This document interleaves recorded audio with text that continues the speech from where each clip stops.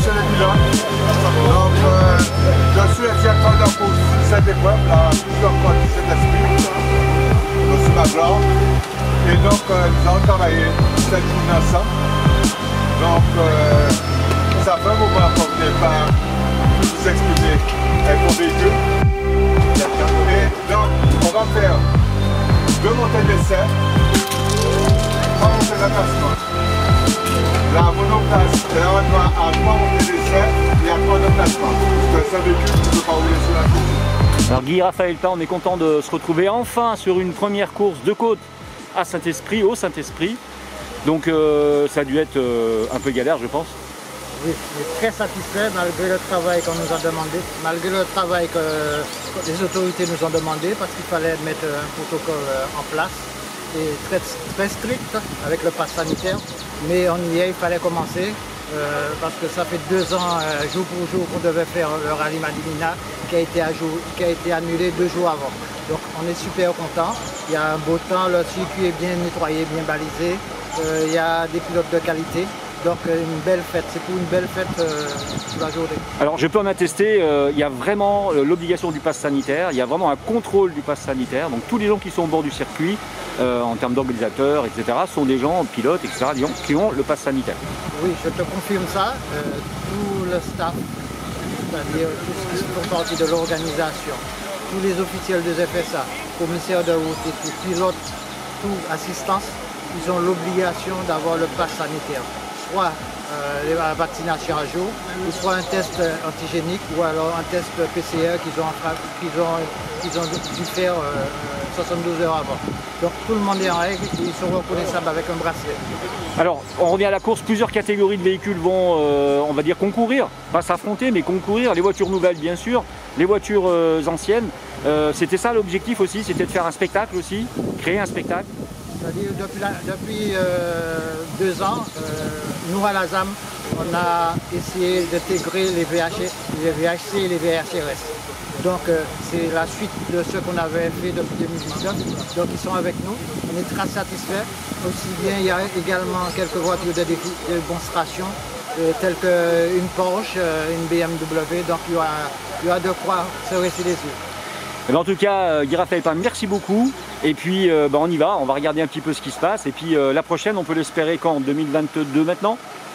Bon, on va voir si éventuellement on regarde un petit peu à la suite, parce que cette course est considérée comme un test à la préfecture. Si tout se passe bien jusqu'à maintenant, apparemment ça va. Bon, on essaie de voir avec les pilotes s'ils sont d'accord à faire une manifestation, par exemple un petit rallye, le rallye Madinina, le reporter éventuellement en décembre, juste avant les fêtes de fin d'année.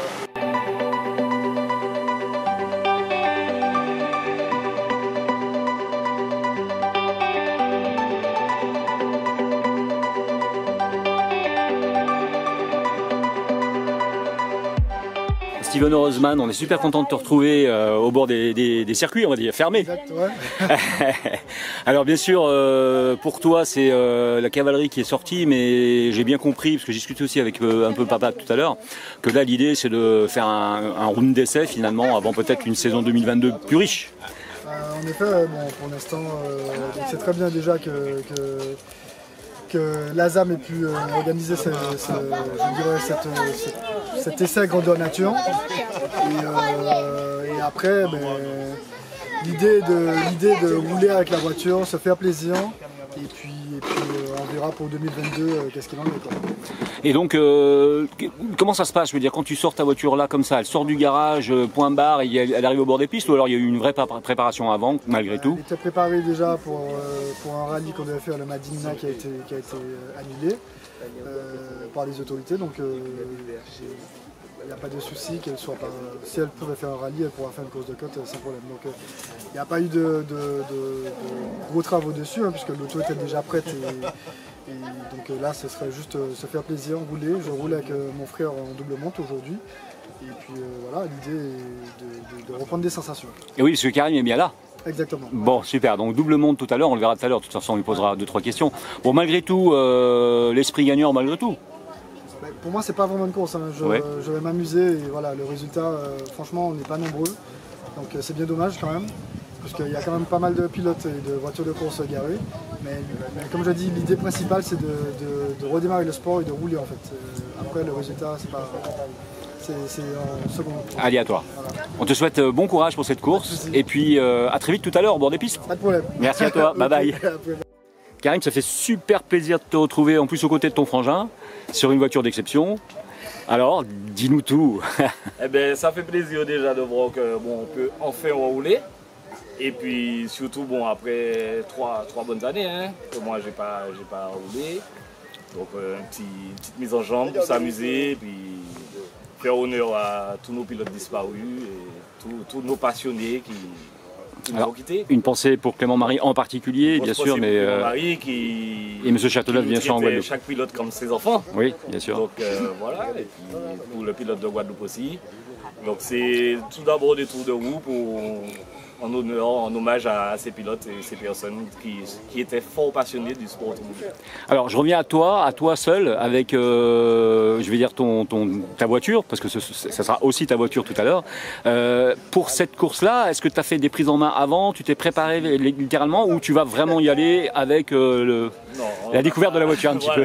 Aujourd'hui, on n'a pas fait de tour de roue avant, on a fait un check sur la voiture, mais on n'a pas essayé rien.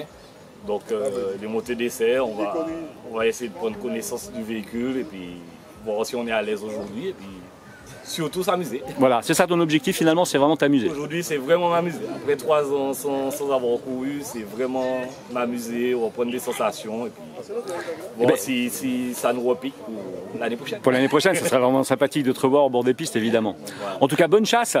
Merci. À plus tard. Allez. Salut, bye.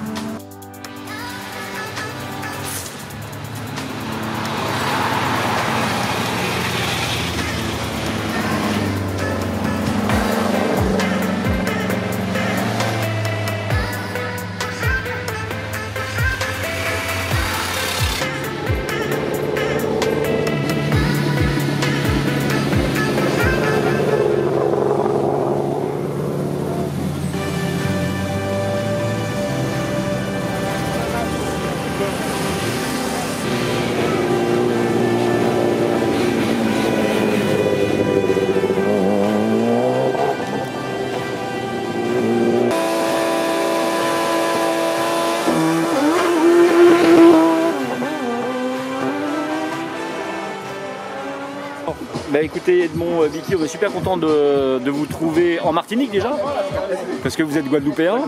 Voilà, et en fait vous avez racheté la Martini MK37 de Patrick Beslo, qu'on connaît bien. Et c'est la première monte, on va dire. Premier essai, on l'avait jamais essayé, c'est une voiture qu'on découvre aujourd'hui. Ouais. On a fait les montées d'essai, on s'améliore au fur et à mesure avec les chronos. Ouais. C'est une voiture, il faut bien la conduire, il faut la connaître. Je pense que ça va nous prendre un petit peu de temps, mais parce qu'on n'a jamais conduit de monoplace jusqu'à la Dominique, on n'a plus que des rallyes, la 306. Jusqu'à maintenant, des voitures de ce type, on n'avait jamais conduit et on découvre. Tout à fait. Alors, cette voiture, elle a un destin finalement, puisque donc là, elle a fait sa première, on va dire, avec vous, au volant, en Martinique, mais elle part. Elle repart la semaine prochaine pour la course de côte des Mamelles. D'accord. J'espère qu'on va bien rouler avec le fait qu'on a fait les essais quand même ici. On sera un petit peu plus amélioré avec pour les Mamelles. Tout à fait. Et l'atmosphère sera peut-être un peu meilleure en Guadeloupe, allons savoir. Tout à fait, parce que bon, la course de côte de Mamelles, quand même, c'est une course en hauteur nationale, mais là maintenant l'hauteur régionale c'est 2 km. Mais c'est des routes très larges et c'est des routes quand même qui sont appropriées à ces genres de voitures. Voilà, tout à fait. Alors, je pense que quand même on pourra faire nos performances avec là-bas. Alors tout à l'heure je vous ai vu au départ, j'ai vu que vous aviez des secousses de cœur, on sentait une pression au moment du départ. Vous savez, des voitures comme ça, il faut être bien dedans pour vraiment l'accélérer parce que sinon... Et comment vous l'avez senti alors cette première montée là du coup, enfin la première d'abord? La première montée, j'étais un petit peu très embarrassé parce que découvrir une voiture comme ça, quand je ne suis pas habitué avec, j'étais un petit peu gêné. Ouais. Mais au fur et à mesure, parmi les piles des montées, je me suis senti un petit peu beaucoup plus à l'aise et je pense que s'il y a 10 montées ou plus des montées, je pense que je me senti beaucoup plus à l'aise. Tout à fait, ok. Eh bien écoutez, franchement, on vous souhaite bon courage pour la suite, une belle course, les Mamelles en particulier, merci. On y sera peut-être d'ailleurs avec grandautomobile.fr.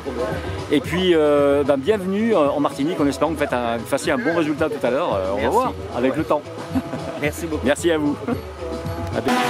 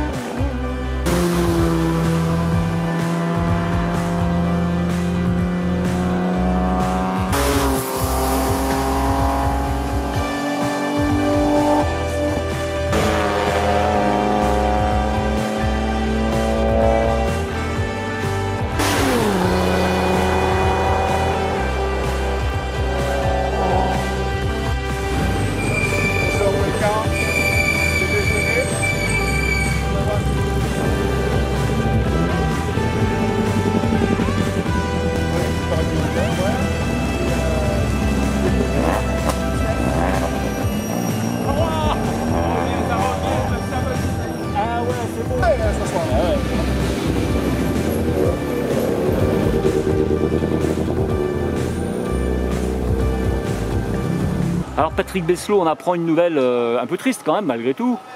Pour des raisons on peut dire un peu de santé, et tu vas nous expliquer, malheureusement ça y est, la voiture est vendue et tu n'es plus pilote de cette fameuse barquette qu'on a aimé voir rugir tout au long des courses de côte de l'année, quand il n'y avait pas la crise sanitaire. Voilà. Tu peux nous en parler un petit peu, c'est une fin de règne hein, quelque part. Mais en fait c'est la fin d'une étape. Les raisons de santé m'obligent pour l'instant m'oblige à me séparer de cette auto. Bon, le nouveau pilote, je pense qu'il est très performant. Donc tu peux nous en parler donc le nouveau pilote? Le nouveau pilote, c'était le Vicky, de Guadeloupe. Il est très performant. Aujourd'hui, on l'assiste justement pour faire ses premiers tours de roue dans cette auto. Je pense que c'est un excellent pilote et je pense qu'il va faire des résultats avec. On a donc Kevin Chevrieux, mon neveu, qui est là depuis le tout départ, depuis très longtemps, qui est sur les 6 séances. Et puis monsieur Denis Privat, qui lui m'a énormément aidé pour mettre au point, pour finaliser la mise au point de cette auto. Les mains d'or, on peut dire les mains d'or. Voilà, en fait, c'est quand on récompense un pilote sur un podium, pas oublier que derrière, il y a toute une équipe qui a travaillé bien des jours et des jours. de préparation et surtout d'efforts, parce que faut pas oublier que tout le monde est bénévole, ce sont des efforts à chaque fois sur les temps de loisirs, il faut dire ce qu'il est. Les meilleurs souvenirs, finalement, il doit y en avoir des dizaines et des dizaines, mais le meilleur souvenir? Le meilleur souvenir, c'est course de Côte du Galion. Quand j'étais sur la dernière montée, j'ai été chercher Michel Acari pour 3/10e. Ça a été, je crois que c'est un de mes meilleurs souvenirs. Course de Côte du Marin que j'adore, on l'a gagné 4 fois de suite, donc c'est vrai que c'est aussi un très bon souvenir, mais ça restera, le Galion restera ancré surtout sur une dernière montée, aller performer sur la dernière montée avec une concentration maximum. Je pense que là, ça a été le maximum. Alors franchement, bravo pour tous ces moments de plaisir que tu nous as donnés, toi et ton équipe. On a été vraiment parfois estomaqués par la fusée qui était pilotée d'une manière géniale et habile par un grand pilote, et merci encore d'être là. Je vais rester dans le sport automobile, parce que c'est vrai que quand on est prisé de sport automobile, on reste jusqu'au bout. Notamment, on a quand même des personnes qui nous ont quittés, notamment la personne de Clément Marie qui est partie. J'allais y venir, effectivement. Aujourd'hui, on manque de bénévoles, on manque cruellement de bénévoles dans le sport automobile, donc je vais rester pour donner un coup de main. Dans l'ombre, mais je resterai là toujours pour donner un coup de main. Un grand homme, Clément Marie, un grand homme de l'organisation du sport automobile, à quelque part, un grand faiseur de sport automobile, d'associations, d'associatifs. Qu'est-ce qui s'est passé? Comment tu as vécu la chose? On s'en doute un peu, mais je te pose la question quand même. En fait, aujourd'hui, on perd une grande figure du sport automobile. M. Clément, c'était quelqu'un de très investi dans le sport automobile. Il a donné beaucoup de son temps, il était passionné. Et nous perdons beaucoup. Le sport automobile perd beaucoup. Maintenant, c'est vrai que maintenant c'est la jeunesse et tous les jeunes qui voudraient s'initier dans la vie associative du sport automobile sont les bienvenus. Je suis président de collège et je fais partie de l'assistance pour que le nouveau pilote la prenne en main le mieux possible.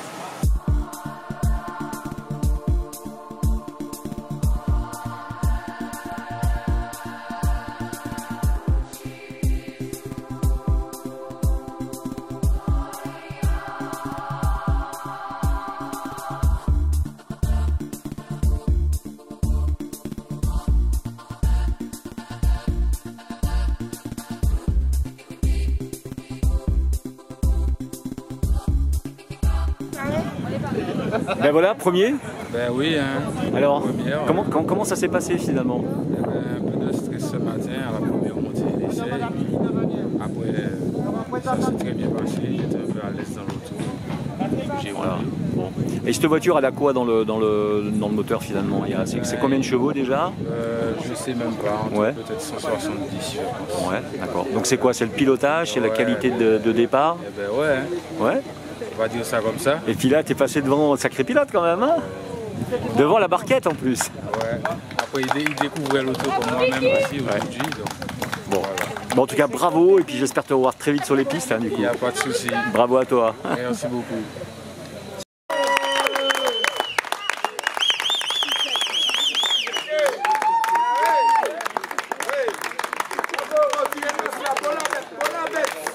Le masque. Enlève le masque. Enlève le masque. Enlève le masque. Attendez.